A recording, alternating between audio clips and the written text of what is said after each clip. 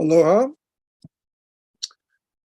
My name is Roger Jelinek. I'm Executive Director of the Hawaii Book and Music Festival. And it's my pleasure to welcome Tyler McMahon and Sara Ackerman, two veteran Hawaii writers, and Stuart Coleman, an even longer veteran, if that's such a thing, whose well-known book, The Fierce Heart, has just been republished. I think it's the 20th anniversary edition. Yeah, of Eddie Would Go. It would go. Yeah. So without further ado, I'm going to turn this over to Stuart. Mahalo, Roger. So nice of you to be continuing this Hawaii Book and Music Festival, and I'm really glad to have folks joining us. We wish we could do this in person, but we do the best we can in these times, and it's great that we can beam in from across the island. And I do want to thank Roger and the whole staff of the Hawaii Book and Music Festival and all the legions of volunteers to just gather so many good writers, talented musicians, performers, thought leaders. And it's a really important and growing part of Hawaii's literary scene. And my name is Stuart Coleman, like Roger said, and I'm honored to be here with two very talented local novelists, even though Sara kind of spends time on the mainland. She grew up here. And, I am going to admit to being a little intimidated because even though I studied fiction and wrote it for my MFA thesis, I realized that I just didn't have that confidence to do it. And so I admire their talents because I am a nonfiction writer. I think the one thing that we do have in common, though, the three of us, is that we love research and diving into our topics. And there's a love of Hawaii and the ocean there that I think unites the three of us.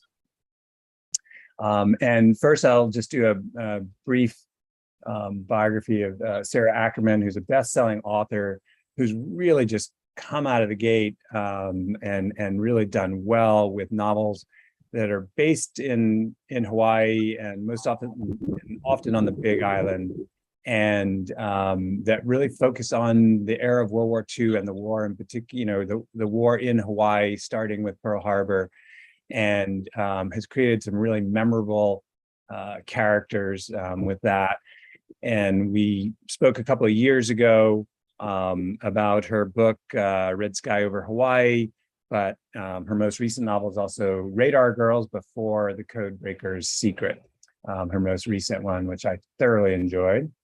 Like I said, she was born and raised in Hawaii, studied journalism, earned graduate degrees in psychology and Chinese medicine. And we're going to find out how all of that comes together.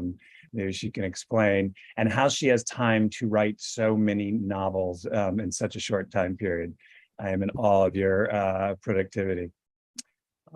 And Tyler is also one of the most productive writers I know, and hardworking. Even though he's a full-time professor, and at HBU, he manages to be very disciplined and continue writing novels.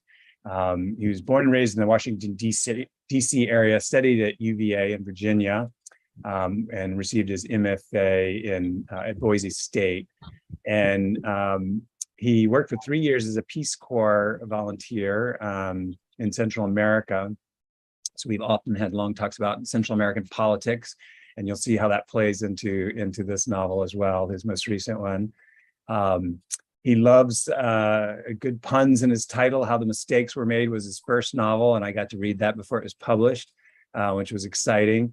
And the Mistakes turned out to be like a punk band, and it's how they were, their origin story. Very clever novel. And then he wrote Kilometer 99, his second novel, and his most recent one is One Potato, that came out earlier this year. So let's dive in, because we've got a lot to cover and we want to hear from them.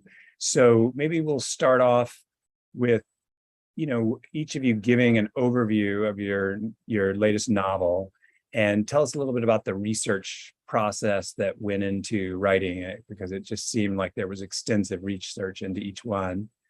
And maybe we'll go alphabetically and start with Sara. Always the first to go when it's alphabetical. So my newest novel, The Codebreaker's Secret, it's my fifth I call them my Pearl Harbor collection. So this is my fifth novel in this. It's not a series, they're all standalone, but I guess it's a collection because they're all similar. They're all World War II, they're all Hawaii. So The Codebreaker's Secret, as I'm writing my novels, I'm doing a lot of research. And so sometimes I'll come upon a story idea while I'm researching for one book, and I'll set aside future story ideas. And I had come across the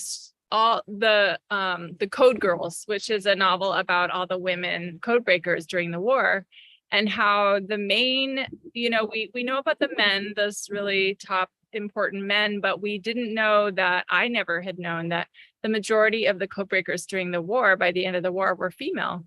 And so I read through this book, The Code Girls, and it just gave me this whole new appreciation for these women that were really not even known about. And then I had also written about Station Hypo, which was called the dungeon at Pearl Harbor during the war, and how it was very instrumental pretty much in helping win the war in the Pacific.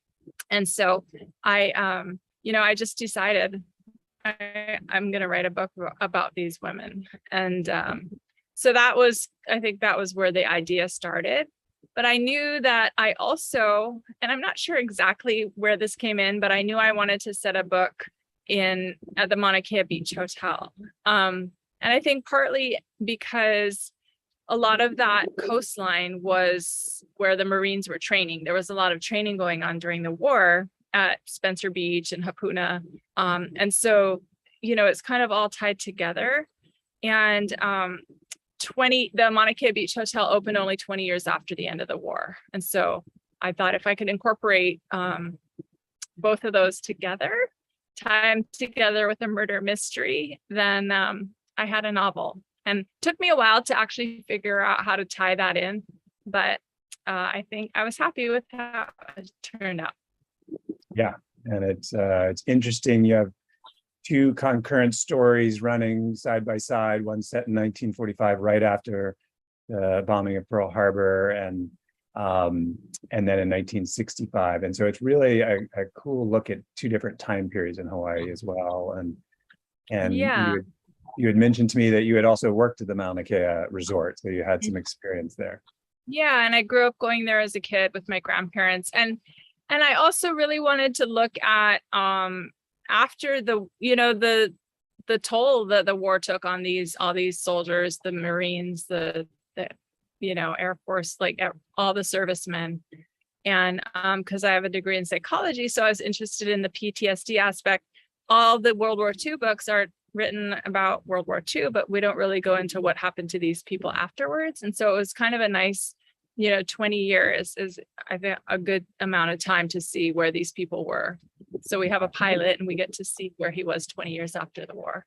Yeah, and he's what ties the two stories together originally, and then more unfolds. Yes, and then we'll turn to Tyler. Tell us a little bit about your new novel and the research process that went into it, because this is very different from your previous novels, and so I was curious to see the change in subject matter. Yeah, I mean, it's I think fundamentally it's different in that it's sort of speculative. It's I don't know how to describe it, but it's sort of this is the book. It's kind of a like biotech kind of satire, I suppose. It takes place in a big corporation that sort of resembles Monsanto or Arthur Daniels Midland. That's playing around with our food essentially, and how it's grown. But in this case, it's all potatoes. Basically the company's called Tuberware, and doing things with potatoes that Monsanto does with corn, essentially, you know, genetically modifying it and patenting it and all of these things. And the character in the book is a sort of low-level kind of scientist there who gets caught up in this big kind of media circus that takes him to South America, to a place where the potatoes' origins are, and he deals with kind of a weird situation in a small village there, in a made-up country, you know. So I mean, there's a lot of things that are just figments of my imagination in a way, but in another way, I do feel like this book was more research based than other ones that I've done, which are a little bit more like realism, I suppose. They certainly didn't have as much embellishment, and I guess I feel a little intimidated talking to you two about research, since Sara does so much actual history work, and Stuart, you know, do actual interviews and have a little more obligations to the truth and things. For me, I would be interested to hear if Sara has this experience, but you know, I certainly do read novels and contemporary novels, but it's hard to turn off that kind of critical brain. It feels a little bit like work. Like it's not exactly pleasure reading when I read a new novel. Like I'm always thinking about what it means, how it fits into the landscape, and sometimes what the critics are saying about it and that sort of stuff. So for my pleasure reading, I read a lot of like narrative nonfiction books like Eddie Would Go and Fierce Heart. And I get a lot of ideas from, I guess, reportage, you know, those kinds of books, and just long magazine articles or documentaries give me a lot of ideas. And in this case, I was watching, I think I watched it on PBS, but it was a BBC sort of obscure documentary called The Family That Walks on All Floors. That was about a family in Turkey, if I'm not mistaken, that the children couldn't walk upright. And it was really just striking. I never heard of that before. It was a medical condition that maybe had happened 2 times in recorded history. And the thing that I found interesting was you had kind of a group of scientists studying this phenomenon, and you had all these kind of conspiracy theorists and just hyperbolic preachers and other things sort of saying that they were possessed by demons, or that they were, you know, being punished for something like that. And you know, I'm not very familiar with Turkey or that part of the world, but I've spent a lot of time in Latin America, as you said, and I started thinking to myself, what would happen there? What would happen if this phenomenon was discovered in a place in South America? And I don't know. Then I sort of made this jump to biotech and GMOs, just because I had it kind of on the brain at that time. It seemed like on campus we were always filming. There was a lot of Netflix documentaries about, you know, being scared of what we're eating and what these big companies are doing to our food, and I just sort of put those things together, and this is the book that resulted, I suppose. So the research is not, I wouldn't call it scholarly. You know, I didn't really read real scientific articles, but I read a lot of like the Michael Pollan books about the food system and things for lay readers, you know, things that would be on the bestseller list, but were sort of by public intellectuals, that kind of thing. And I really enjoy that, because it's like I was saying, that's kind of what I read for pleasure anyways.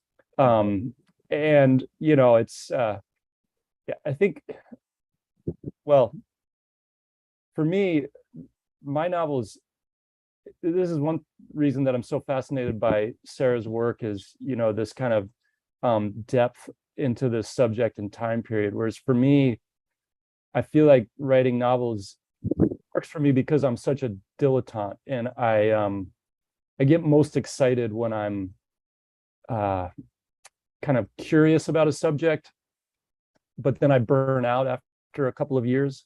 And that is true of all my books in a way. You know, I was something I was really excited about, and I was like, have you heard about this thing you got? It's crazy, you know. And then a few years later, I'm like, well, this is so silly. I mean, why would anybody care about that? We've got much bigger problems now. So I wish I had a subject like Sara does that I could keep pursuing over the course of several books, because it often seems a fool's errand to switch like that. But I think maybe it's an attention span thing. Maybe I shouldn't overthink it. As one who has ADD, I can relate to that. But you know, I think what's really, yeah, you know, that's interesting. I think a lot of writers are fascinated by so many things, and then writing is the process that helps us get beyond our ADD and just hyper focus like never before. Interesting point right there. But you know, I think you know, having read a couple of both of your novels, you know, Tyler, yours seem more idea driven. Like, I definitely, there's sense of ideas playing back and forth and philosophies, and that's always interesting to me. But Sara, you know, and maybe we can talk about like what you read for pleasure, as you know, as he mentioned, and what inspires you and influences you. But yours are definitely more like character and place and historically driven. You know, it's like the characters are driving it. Yeah. Yeah. Well, it's interesting because like I think I mentioned before, my stories are definitely, you know, Hawaii is kind of its own character, and the war is its own character in these books. And it wasn't anything I set out to do, but that was just my first published novel, happened to be this World War II book that had always kind of been in the back of my mind, that I, you know, grew up on these stories from my grandparents. And but like, you know, I have a lot of other books that I've written that aren't published, and none of them are historical fiction, you know. And so as I mentioned, when you get in with a publisher like I have with HarperCollins, you know, they really want you to keep on. And I can see why now that I've written 5 of these Pearl Harbor books, because you gain your audience that way, and people are interested in it. And you know, I thought, oh my gosh, after 2, I don't know where I'm going to get more ideas. But like I said, during researching for 1, I'll find these super interesting, like just little tiny kernel of an idea. And it's pouring rain suddenly. I hope you guys can hear me. The tin roof above me. But it's just, you know, it just sort of unfolds. Like, that's how writing is. You know, you get this one idea, and suddenly you're pulling from different places. And I totally do that too. Like, oh, this is what's on my mind right now, or this is what I'm hearing. And it's just, I end up incorporating that all into my book. So it's kind of fun. I just love it. It's like magic. Yeah. Can I ask you a question about that, Sara? Can you guys hear me? I'm sorry. Yep. No, you're good. Okay. The rain is loud. Okay. Can you hear us okay? Yeah, a little bit muffled. Sara, do you have anybody in your life that's a sort of trusted reader, that's like a resource on history, World War II history, that you can show your manuscripts to if you have any doubts or concerns or anything like that? I do, you know, for my first book my first 2 books, my first book, it was my parents, but actually both my parents have passed away. But I have a family friend who's in her 80s, and she's very good about Hawaii back then. She grew up in Hilo, and she's sharp as a tack. And then I also met a man he was a reader, and he actually knew a friend of mine. I think my friend was college buddies with his daughter, and maybe that's how he read the first one. And he was in the Marines, but he wasn't in World War II. He's 88 now, I think 80. And he contacted me, you know, I really enjoyed your books and I've read them all, and he's just the greatest guy. And then, so my last 2 books, I had him expert read for me, because he knows all about, you know, airplanes. And with Radar Girls, he was very instrumental, and also with the Codebreaker Secret. He's just so, yeah, I do have people, because it's scary to be writing about World War II when you're, you know, it's nothing you've ever lived through. And there's so many, it's so factual driven in a way, the war, there's a lot that happens, and you just want to keep it correct. Yeah, and what I find really interesting about it is, I was brought to Hawaii basically because in the 7th grade, I had a mandatory course called Cultures of the Pacific in Charleston, South Carolina, mind you. And it was mandatory because the principal taught it, and he had been a soldier in World War II in the Pacific Theater and had been wounded, fought in some of the most fierce battles of the war, and was just determined to teach these Southern kids about Hawaiian culture and opening up our worldview. And I started surfing at the same time and just fell in love with Hawaii and the Pacific. But, more than that, what I learned from him, more than the content, was this was, time of the greatest generation when people, it was life or death, and you felt those consequences. We get so immersed in the daily kind of social media, from the very trivial to the, inane and sane and everything in between. And this is a reminder, and I think we're in that time now where we're having worldwide events that remind us, like, oh my God, these are, we have to think on a larger level and not so individually. Yeah, It's so I true. find that. There's so much to be learned from these people. It's very true. And especially in Hawaii, where we were worried that, they thought an invasion would be happening in their lives for a few years at least. Yeah. And, we don't have war so much as revolution and, civil war in your novel, Tyler. And again, this was I thought it was really appropriate because it is a war of ideas, traditional indigenous culture and the potatoes they grew there, where the origin of potatoes, I'm a big Michael Pollan fan as well, started. And it talks about, the Great Irish Famine and how the lack of diversity caused these, big, huge famines that were across Europe. I talked to people in Norway and they said we had our own famine there, and that drove mass exodus. And I'd never heard that. I thought it was, you only think of Ireland. So, how does the revolution play? I know you're kind of tapping into your time as a Peace Corps volunteer. So maybe talk about the origin of that and the novel. Yeah, I that was oddly a lot of good segue, by the way, from World War II to my book. That was very impressive. That was a lot of fun to write, to be honest with you. I guess I don't know if you all have ever, speaking of history books and sort of narrative nonfiction, but some of my favorite books ever are the Eduardo Galeano history. It's a 3-part history of Latin America, and it's like a poetic history. It's extremely sort of just beautiful writing, and it's all done in these little snippets, like snapshots. And my favorite one is the 20th century. In fact, I think it's called Century of the Wind or Century of Fire.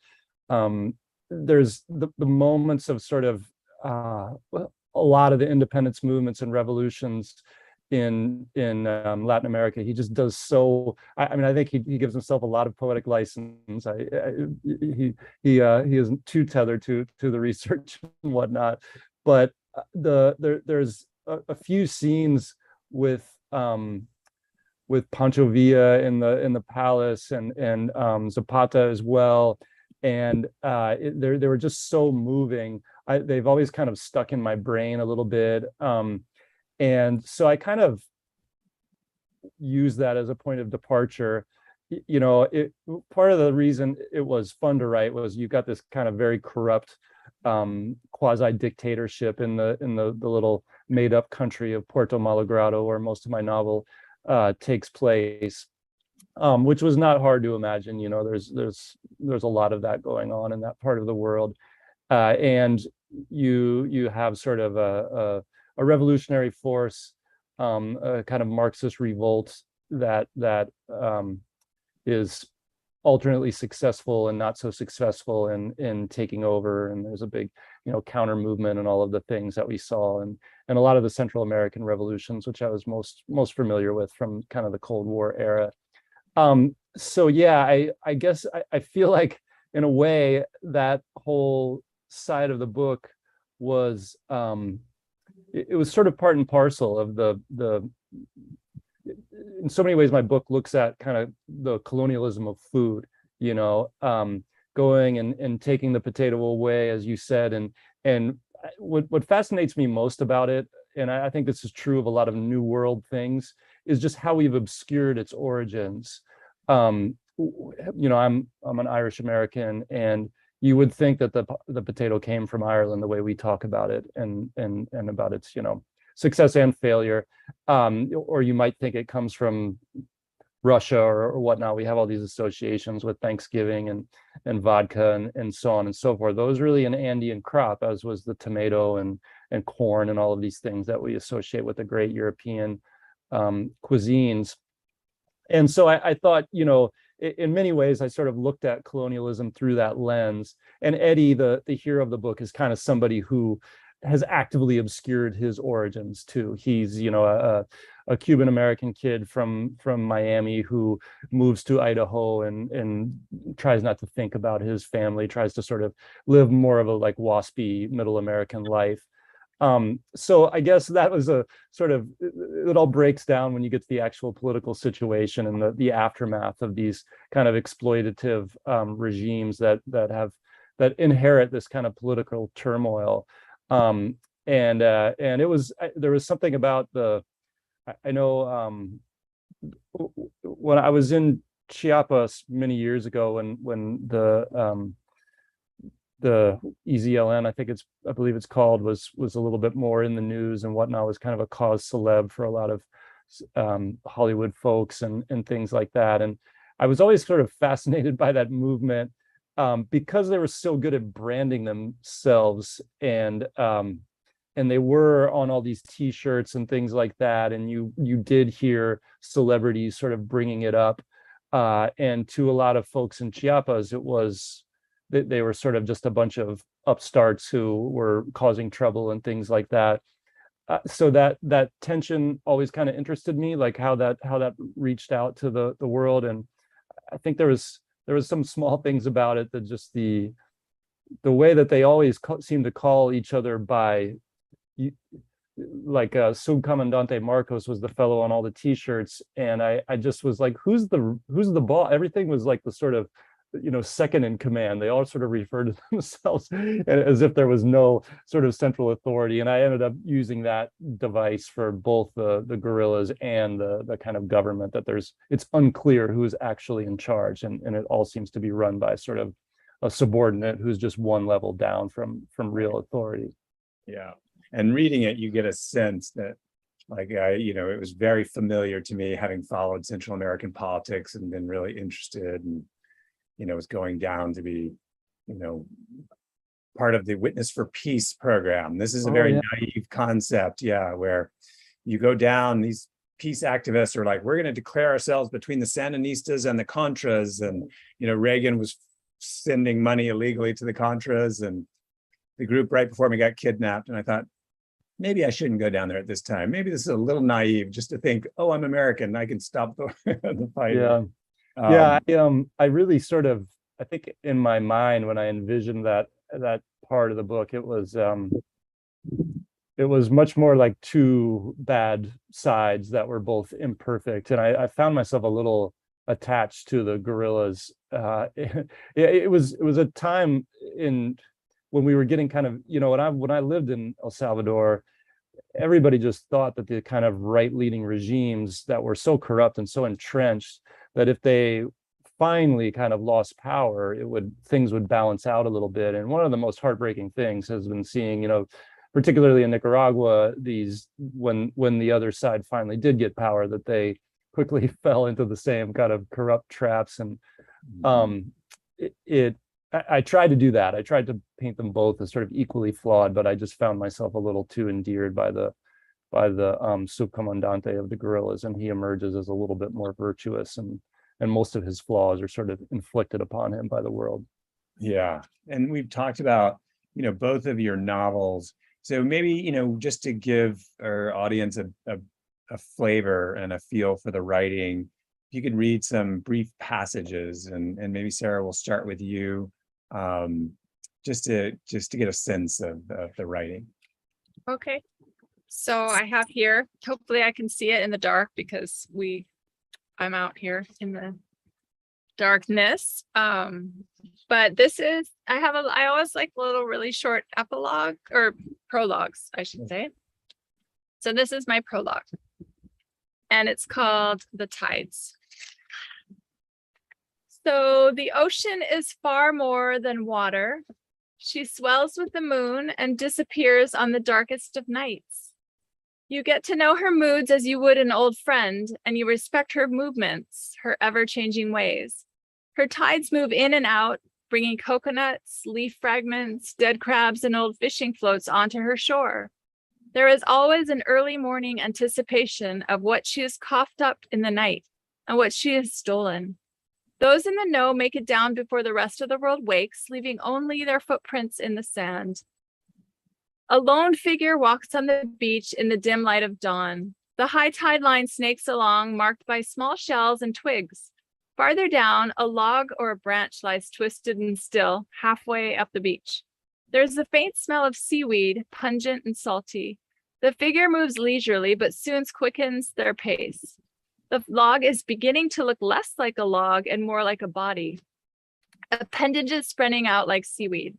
The figure stops, bends down as one would inspecting something unusual, something shocking. If anyone knows death, it's the sea. Nice. It was That's a my little beautiful. prologue.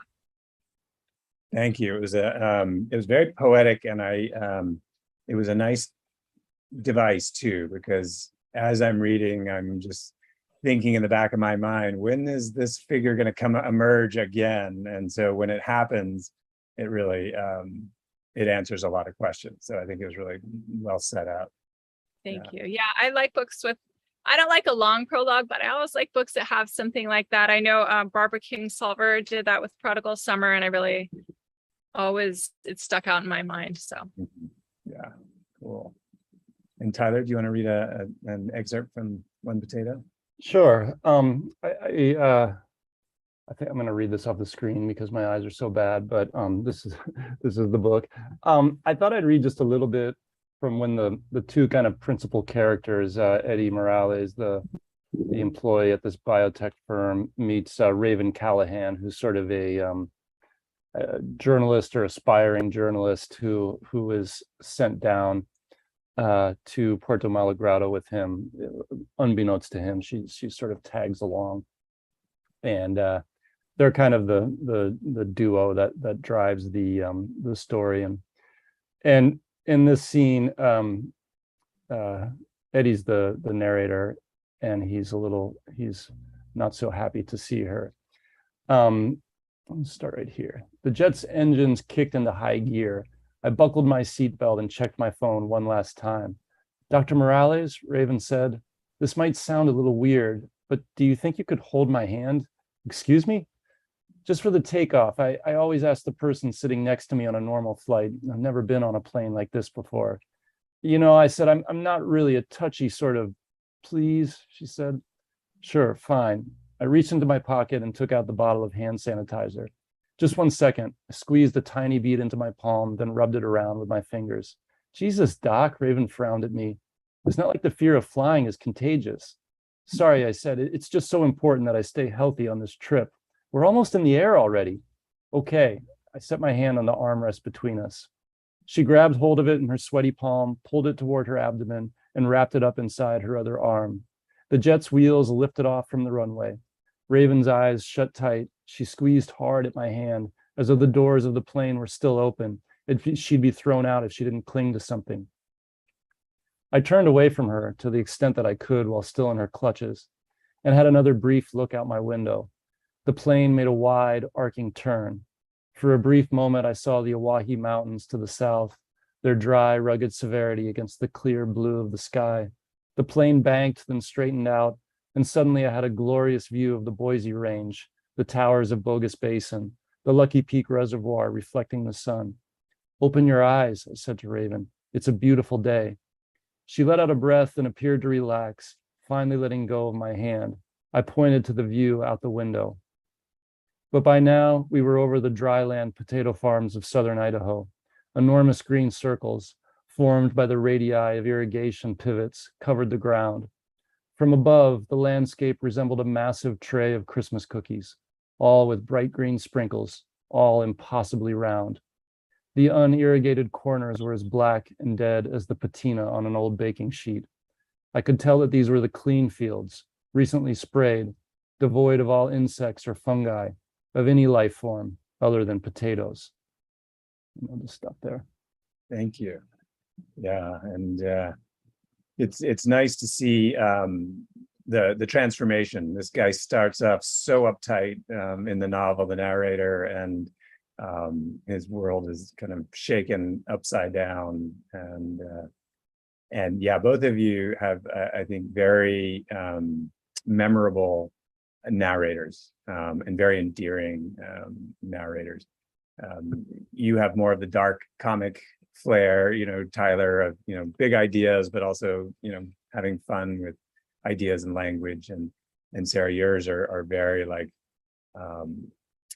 in the most intense, not only part of their lives, but in part of the life of the nation and the world at that point, and yet very, very human. I never felt like it was a vessel, and that you're just kind of having walked through the scenes, so they become very, very real.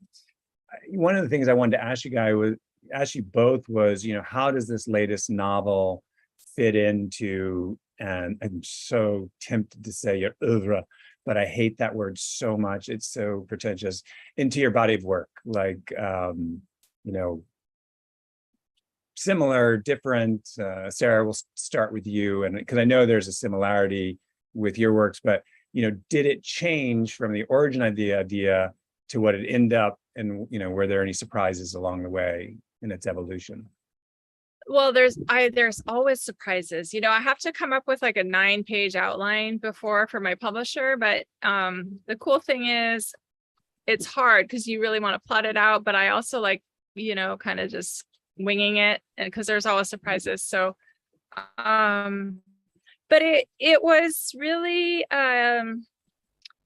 this one, like I said, so I have the 5 Pearl Harbor books. This was number 5, and this was my first dual timeline. I think that's narrative, which is, I think that's the big difference in the others, because I do think it's similar in that, you've got kind of women thrown into the war situation, and they're making the best of their situation. They're relying on each other.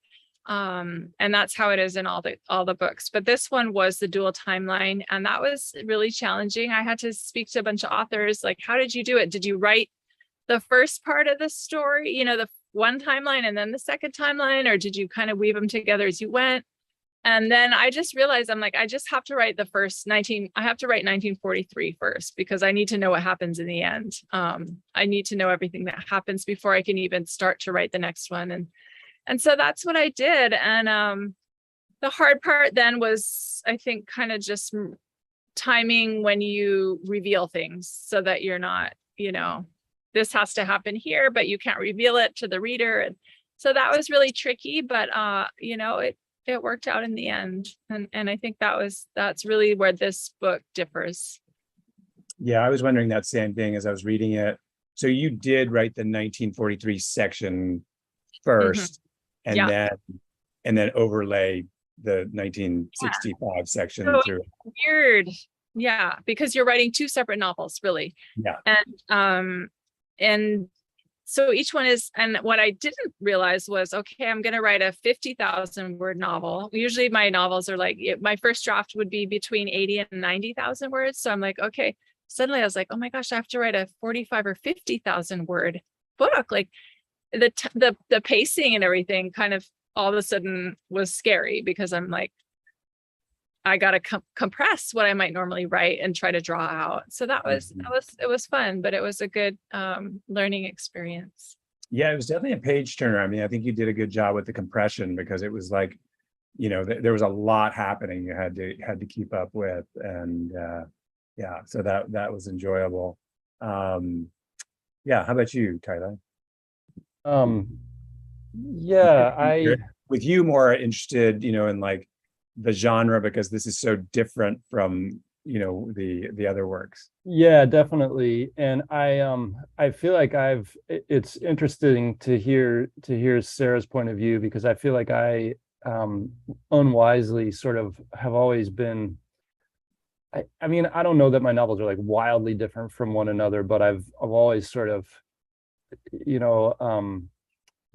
my first book was sort of a rock and roll novel, as they call it, which is funny to think about. But I think Sarah is right. Like, the publisher and everybody that worked on that book would have really liked to see another one that was similar, and the readers, which most importantly, So and long, you all know this, but maybe some of the listeners don't.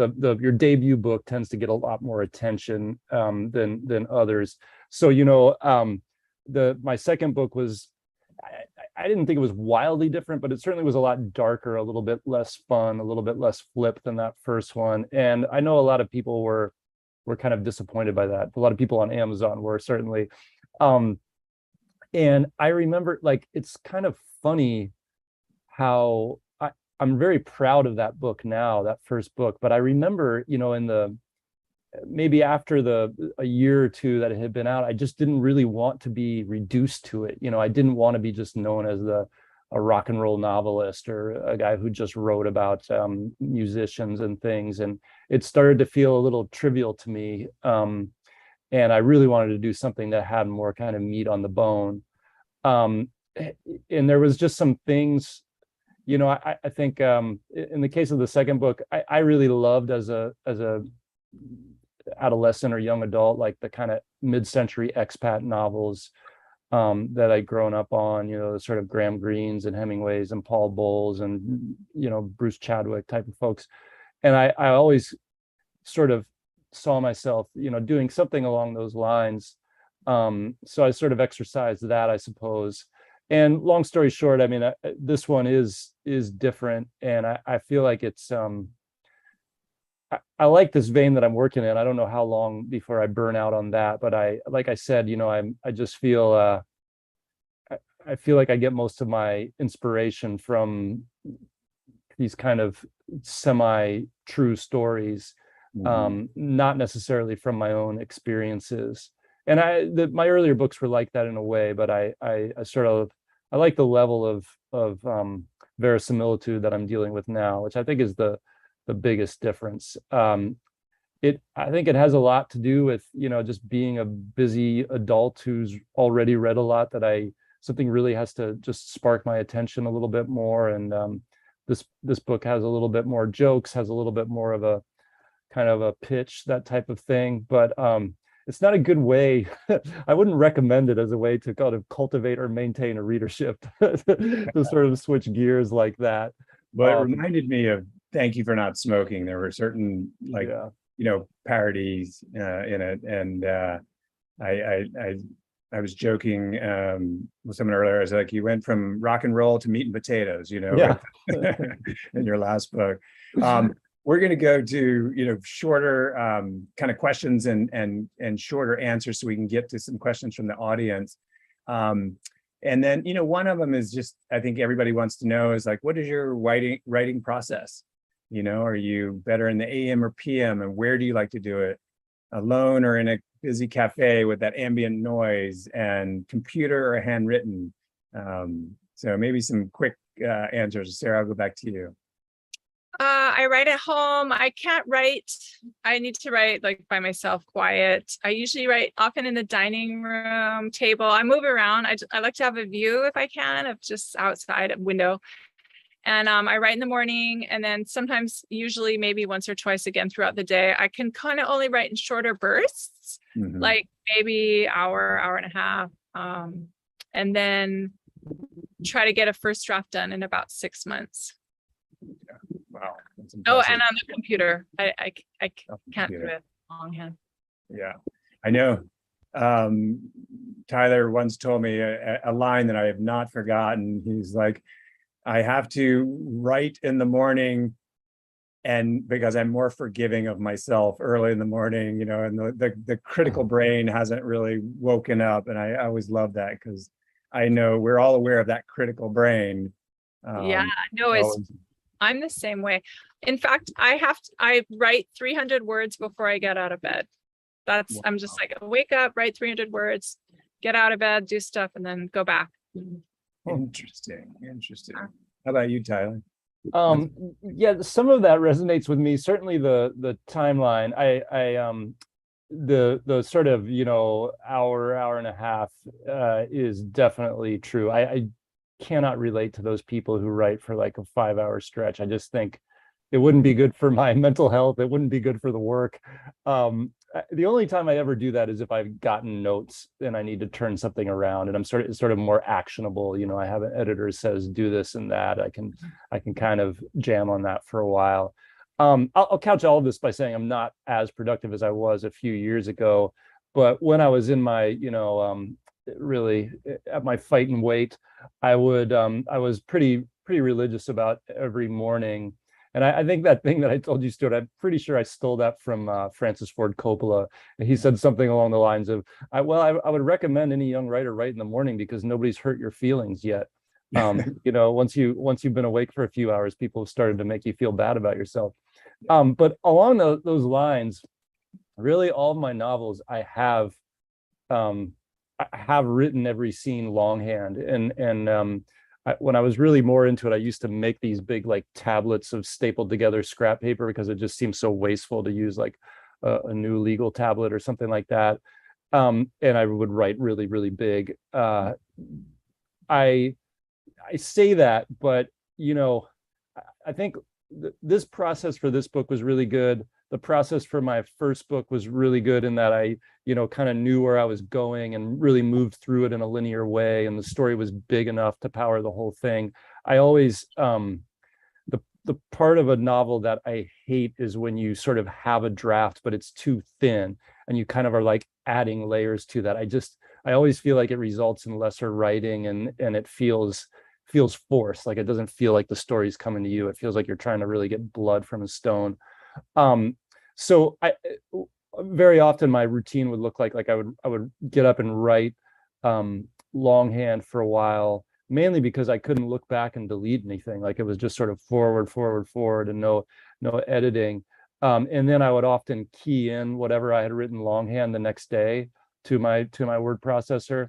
But I should say, that blank cursor or blank page work, for me, I don't think it's even 20% of the process. So much more of it is going back over what you already have. Mm-hmm. To call it revising makes it sound like it's already a full draft. It's much more just kind of going back over things that you've already written. I definitely can't. People sometimes ask me, how many drafts did it take you to write this book? And I don't really know where they begin and end. It's like I sort of read through, make changes on the last page, go back to the first page, sometimes make notes like I need to write a scene about this, and then I'll go back to that kind of blank cursor mode, that type of thing. But yeah, it's a lot more sort of rereading and reworking material. Luckily, I don't seem to be the kind of person who writes like 100 pages and then deletes them. It's more like I'll write a whole novel and be like, this isn't any good, and never return to it. But I know guys who, take a thing down 50 or 100 pages and then they're like, no, that's not. I've never understood that. Yeah. That would just kill me. It's one of those things that I like. Yeah, I'm kind of a slow but really, paced reader, and like you're confident. You have all the questions and everything, and I think you two are like, but you know where you're going, and it's good. I know some people just whip it out, just like don't look back, just everything forward, and they get, like you said, 50 pages in, and then they're stuck. And I can't relate to that. Yeah. No, Emily, in the chat, said she's writing about her grandmother's immigration to New York in 1915. And she seems to get caught up in the details, wardrobe, accessories. And this is my question also, and it's the infinite choices that a novelist, makes. Do they turn left or right? Do they, what are they wearing? What are they doing? There's so many infinite choices. And that's why I had to go to nonfiction, because it was just, I was overwhelmed. So how would you respond to Emily about that, Sarah? Just about what do you leave in and what do you about? It's really hard. It is a challenge for sure. I'm always having to look up like, oh, did they have this in 1943? Did they have that? What did they wear? And it's gotten easier because now I know more, but it's something that you really need. I'll just make a note. A lot of times I'll just make a note in this, because I work in Scrivener, like look this up later. What were they wearing? What color? Because you just got to keep going with the story. You just got to focus on the story, and you can totally add in details later and stuff like that. What are they wearing, eating, blah, blah, blah, that kind of stuff. So if you can kind of just make a note, that really helps, and just keep going with the story if you can. Yeah, and that's interesting that you use Scrivener. I'm looking into that myself. It helps you organize writing, and so that's good to hear that, because it is good. There's probably way more things that I haven't done in it, but the best part is the goals, the target goals, and you can set up like how many words a day, how many your project targets, and you always have that to look at. I love it. Yeah. And I mean, I have less to say probably about that period research, but I do know from my experience, like research really can be a form of procrastination. And I don't, this book that just came out, the biggest, it's got all this science and, politics and things like that. But probably what I did the most research on was the Irish potato famine, just because it was sort of a rabbit hole that I fell down into. And I mean, that maybe counts for like 2 pages of the overall book. And it was almost all things that I already knew about it, with a few exceptions. And I just think you have to separate it from the writing process a little bit. Like you sort of have to write as if you know those details already, and correct them if they need correcting. Yeah, and you're right. Research can become such a rabbit hole, because it's an excuse to get out of writing a lot of times. And I would use it to just like, I need to know this. And I was like, no, you need certain details, get them and get out and go back later when you're not writing. And hey, can I ask both of you, since Sarah brought up the software, do either of you use one of those like focused non-internet modes on your computer when you're writing? Mm-hmm. No. No, I should. Because I think we've already established we have some variation or some degree of ADD, and it's easy to get distracted. So I probably should turn off, Yeah. I don't either, but I know a lot of writers who do. And there's something about, admitting my impulse control disorder by having to download something like that. I feel like as time has gone by, it's gotten harder for me to focus. Yeah. Too. I'm always, as an author, you got your social media, you're trying to manage this and that. And in the beginning, I was just like writing. I didn't have any of that to worry about. And social media is the worst, because like you said, publishing houses want you to have a presence and a following, but that is the ultimate rabbit hole and distraction. And I almost feel like to really dive into a book or manuscript, you really need to just cut back on that for a while, because it's just so distracting. Yeah, it's the new smoking. It's the little self-destructive behavior that interrupts our writing. Yeah. And again, we'll do very short, quick answers here. Tom asked Sarah, as a Keiki Okaina, how has your fiction writing about Hawaii's history affected your contemporary view of Hawaii?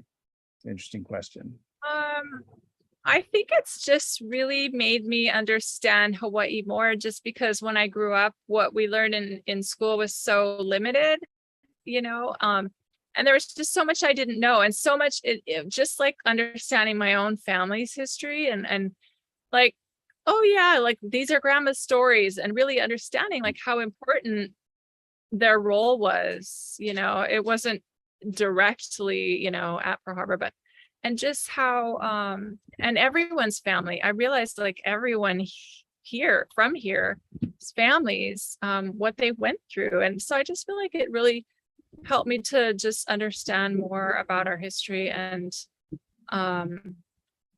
you know, I can understand, I guess, the places where I'm living, how they've developed. You know, why I didn't know why Maya was pretty much built by the Marines, a lot of it. Yeah, so in that way, I think it's just been really. Yeah, it's interesting. Like, you know, Faulkner's idea is like there is no past. You know, it's so a part of our present, and learning about that. I'm paraphrasing, is really interesting because it does help you understand the present so much more, because it is just behind the surface. You know what people's grandparents went through and shaped, you know, Yeah. their children's and grandchildren's lives. Yeah, and maybe just quickly talk about next projects, like 1 minute each, what you're working on next, because I'm sure everybody's curious to know. Do you want to go, Tyler? Sure. Yeah, why don't you go first, Tyler? I'm hoping to finish a book that's kind of in the same vein, verisimilitude wise, as One Potato. That's also kind of a dark comedy, satire of some parts of the zeitgeist that has to do with gun control and mass shootings. I've kind of stumbled upon this character who's like a spokesman for the gun lobby, like a sort of like a Charlton Heston, Clint Eastwood kind of composite who's going through a crisis of faith and about what he's created. Yeah, cool. And how about you, Sarah? I just finished the first draft of a book. It's called Her Most Perilous Flight. Working title. They always change my titles. And it's about the Dole Air Race. It's loosely based on the Dole Air Race, which was a race from the first to fly from California to Hawaii in 1927. Just after Lindbergh crossed the Atlantic. And it's a fascinating story. So It really is. We were talking earlier today, and as soon as I read an article about this, even though I'm not a novelist, I was like, this would make such a great novel, because 8 people took off and only 2 made it. And so it's wild. Great. I mean, those early days of aviation, these people, I have a totally new appreciation for pilots and flights to Hawaii, and it's amazing. Yeah. And as your character Mateo in the novel is like, they are also of another world and another mindset from the rest of us. Totally. They are just fearless. It was like a 28-hour flight, a tiny plane. Yeah, it was just amazing. Well, it has been a delight talking to you both, and hearing about your processes and your success, and the diversity of your novels, and then also just building one on top of the other, and really plumbing a theme, as deep as you can, as in Sarah's case. So thank you both for joining us today. And having just read both these novels and finished both this weekend, I finished Sarah's last week and Tyler's today, I highly recommend them. And so, I wish you luck in your future endeavors. Thank you. Yeah, thanks for having us. It's really an honor to be part of the festival again. Yeah. And to be with 2 such great writers that I admire so much. Yeah. Well, thank you very much. What I really enjoyed was a sense of the life of the writer, and Stuart, you really elicited that very skillfully and simply. And I got a real sense of both these writers, though I've encountered them before, but it was just nice to see, to hear just how they set about their work and how they set about not working. Okay. Anyway, thank you very much, and best of luck with the books. Thank you. Thanks so much, Roger. Thanks for all you do on our behalf. Aloha. Great talking to you all. Okay.